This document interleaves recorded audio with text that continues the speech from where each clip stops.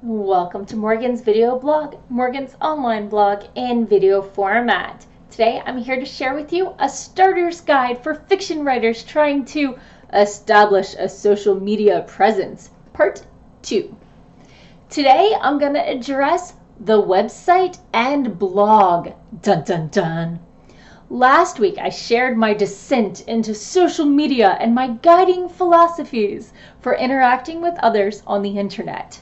Now I'm going to break down the particulars of each social medium, at least on a journeyman level. I wouldn't call myself an expert, but I've been doing this for a little bit and I've learned a few things along the way. First, your author website. Your website can stand alone or it can also be your blog, but even if you don't care to blog, having a landing page with your name and links to any books you might be selling can be useful and helpful when people try to Google you. You'd like to be on the first page of search results. So where do you get a website?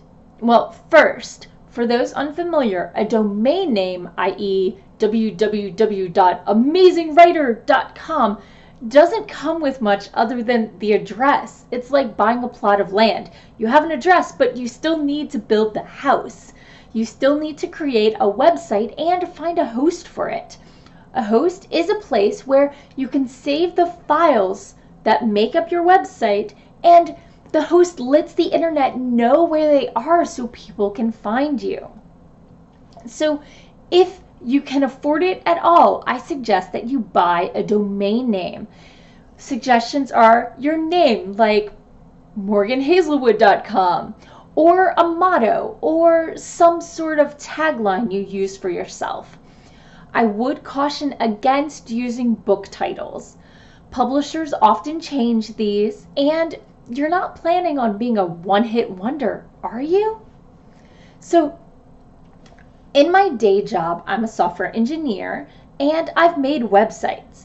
But when I come home and have time to spend on my writing, I don't want to be fiddling with a website. And that's why I suggest using one of the online website tools.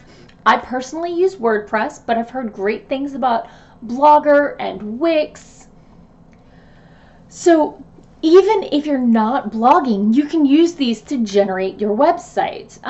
There's also Tumblr, but that's a different style of social media, so I'll cover that next time. Personally, I use WordPress, the free edition. You can back it up regularly. Personally, I choose a clean theme that doesn't have too many bells or whistles because remember, you are your main product. You want people to buy your books when you publish because they like you and they like the way you write when you aren't just trying to make money off them.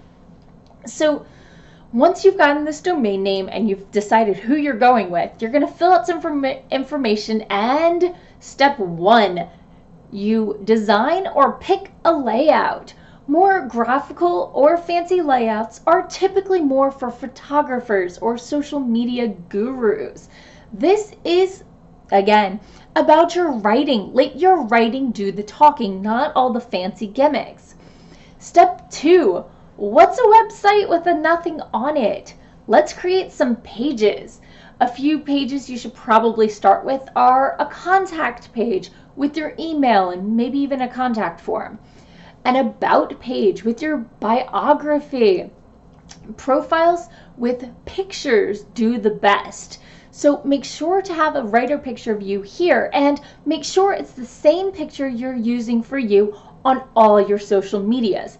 Remember, you are your brand, so you want consistency.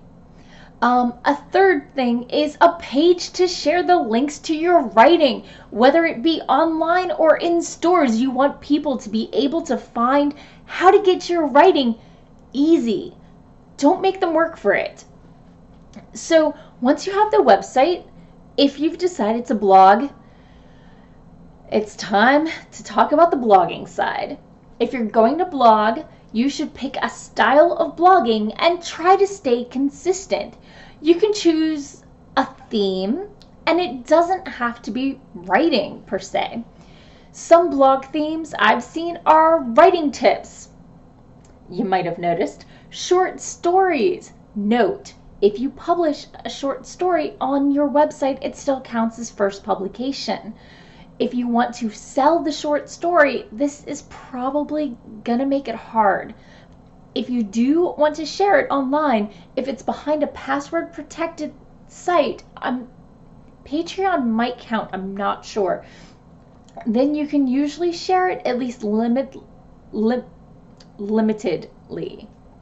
So, hobbies. You can blog about your hobbies. Do you run, curl, woodwork, sing, belly dance, travel? You're a writer. If you want a following, you should be able to make any hobby sound interesting, even to non-hobbyists. Book reviews. I've seen plenty of writers do book reviews. Now, this can get tricky as a writer because, as a general note, it's best to share reviews only for books you loved and leave the criticism for readers and people who can't be mobbed with 1-star ratings by resentful fans in 5 years because they remembered your name and have a vendetta against you. Just be safe when you're out there reviewing. Are you writing historical fiction? Share your research. If you found it interesting, somebody else probably will too. And of course, this is the internet. Pets. People love pet pictures and pet stories. Now, note, you can mix and match all of these, but it's best if you set up a schedule and manage your readers' expectations. Say, writer tips on Monday, hobby updates on Wednesday, and cute puppy pictures on Friday. Which leads us into blogging frequency. As recommended by Anne Allen, slow blogging is better than fine. Your blog is here to support your writing, not the other way around. If you do short to medium posts, once a week is plenty.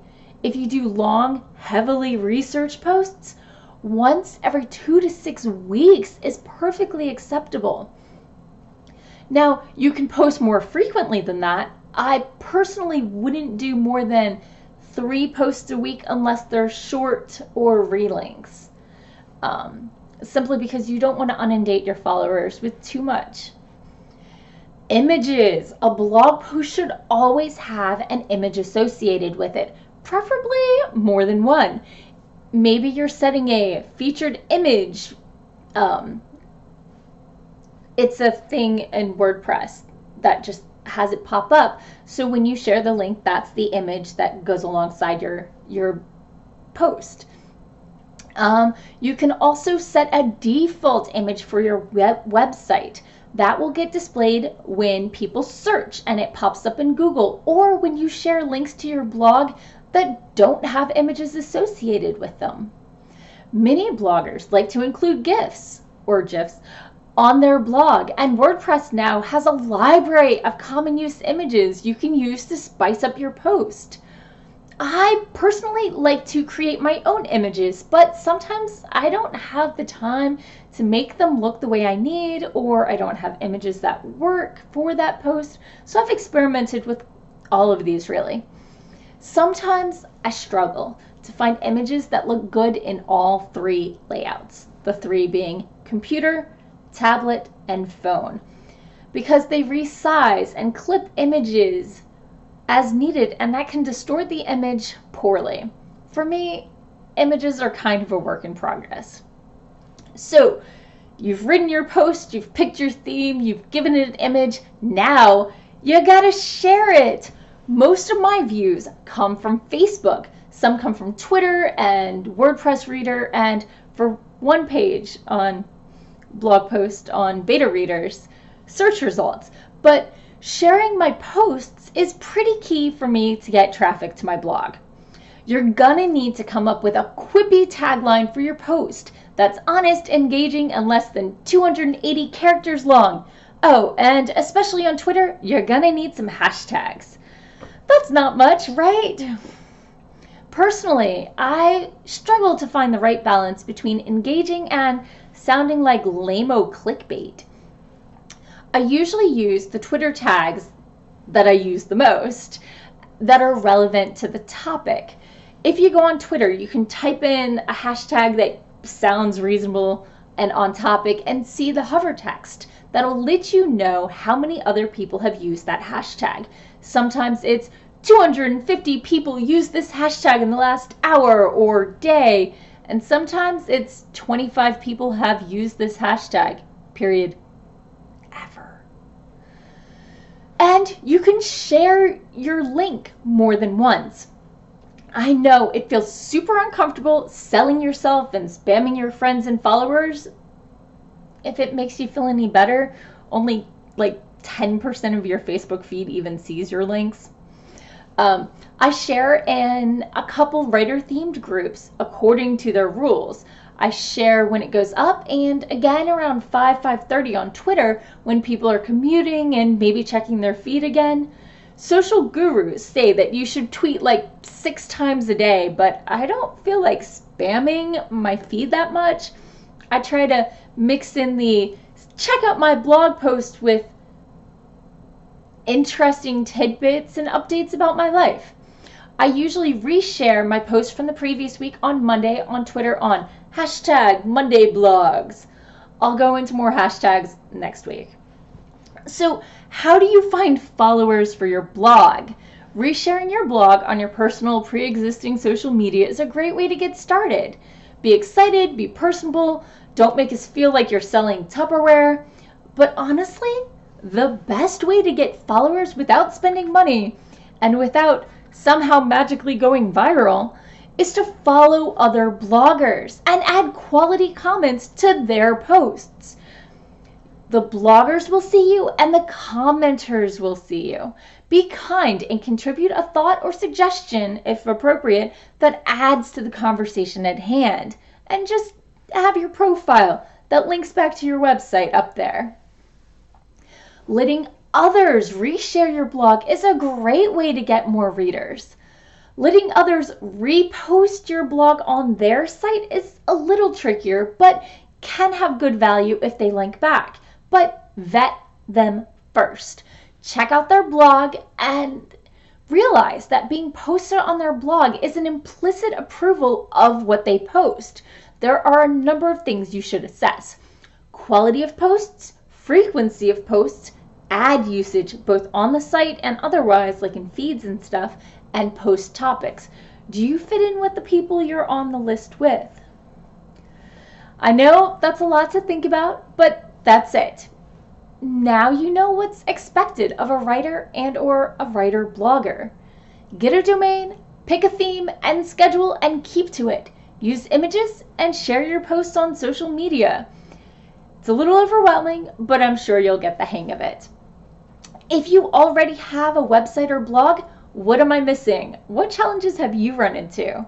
For the rest of you, good luck, and I'll see you next week for part 3.